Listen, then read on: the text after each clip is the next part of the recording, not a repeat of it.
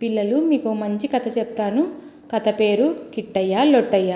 ఇది చాలా మంచి కథ, సింపుల్గా ఉంటుంది, వినండి. ఒకానొక ఊరిలో ఒకతను ఉంటాడు. అతని పేరు కిట్టయ్య.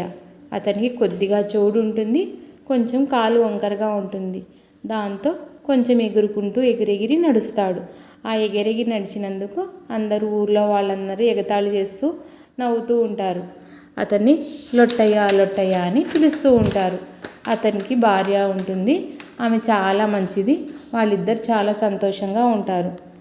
ఒకరోజు మధ్యాహ్నం పూట ఆకలి అవుతుంటుంది. అన్నం తిందామనేసి భార్య వంట చేసిన తర్వాత ఏమండి భోంచేద్దాం రండి అని పిలుస్తుంది. కానీ కిట్టయ్య కొంచెం పని చేస్తూ ఉండి అతనికి మాట వినిపించక పలకడు. ఏమండి భోంచేద్దాం రండి అని భార్య పిలుస్తుంది, కానీ పలకడు.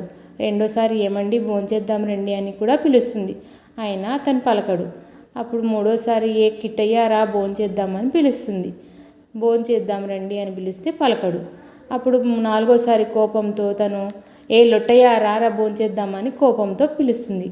అది గట్టిగా పిలిచేటప్పటికి వినపడి కోప్పడతాడు. ఏమ్మా నీకెట్లా కనిపిస్తున్నాను నేను అని చెప్పి చాలా ఆవేశంతో ఒక కట్టె తీసుకొని తనని కొట్టడానికి తల మీద కొడతాడు. కొట్టేటప్పటికి అది ఆమెకు ఆయువు పట్టు మీద పడి తను అప్పటికక్కడ చనిపోతుంది. అయ్యో నా భార్య చనిపోయింది అని చాలా బాధపడతాడు, ఏడుస్తాడు. కానీ ఏం చేస్తాడో ఆవేశంలో జరిగిపోయి ఉంటుంది కాబట్టి ఆమెను వెంటనే తీసుకుపోయి వాళ్ళ ఇంట్లో పెరట్లోనే సమాధి చేస్తాడు. సమాధి చేసి ఆమె గుర్తుగా ఒక చెట్టు నాటుతాడు. అప్పుడు వాళ్లకు పాతకాలం ఇల్లులు కదండి, ఇంట్లోనే బరగొడ్లు అలాగే బావి అన్నీ ఉంటాయి. అలా ఉంటాయి కాబట్టి అతను ఒక చెట్టు నాటేసి ఆ చెట్టుని బాగా నీళ్లు పోసి బాగా పెంచుకుంటూ ఉంటున్నప్పుడు ఒకరోజు వాళ్ళ ఇంట్లో ఉన్న బరగొడ్డు ఏం చేస్తుంది, ఒక బరగొడ్డు పోయి అక్కడున్న చెట్టుని తింటుంది.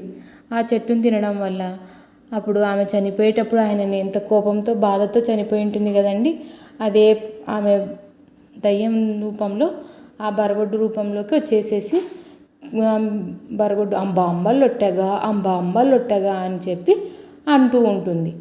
అది విన్న అతనికి కోపం వచ్చి నువ్వు చచ్చిపోయినా నన్ను వేధిస్తున్నావా అనేసి ఆవేశంతో ఆ బరగొడ్డును కూడా ఒక వేటుతో చంపేస్తాడు. ఆ చంపేసి చంపిన బరగొడ్డును తీసుకుపోయి చెప్పులు కుట్టడానికి ఇస్తాడు. చెప్పులు కుట్టడానికి ఇస్తే ఆ చెప్పులు కుట్టినాక తెచ్చుకుంటాడు. చెప్పులు వేసుకొని బజార్లో తిరుగుతూ ఉంటే అప్పుడు ఆ చెప్పులు కిర్రు లొట్టగా అనుకుంటూ ఎగతాళి చేస్తూ ఉంటాయి. నువ్వు చచ్చిపోయినా నన్ను ఇంత వెంటాడుతున్నావా చీ అనుకుంటూ ఆ చెప్పులను తీసుకుపోయి బావిలో వేస్తాడు. ఆ బావిలో బుడుంగ్